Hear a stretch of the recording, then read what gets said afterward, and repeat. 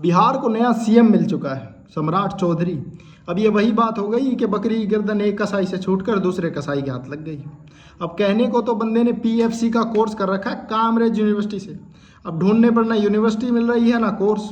लेकिन जनता को चूना लगाने का कोर्स इतनी आसानी से थोड़ी ना मिलेगा, ये बड़ा खुफिया कोर्स होता है। अब कुछ भी हो, बंदा सीएम बन चुका है।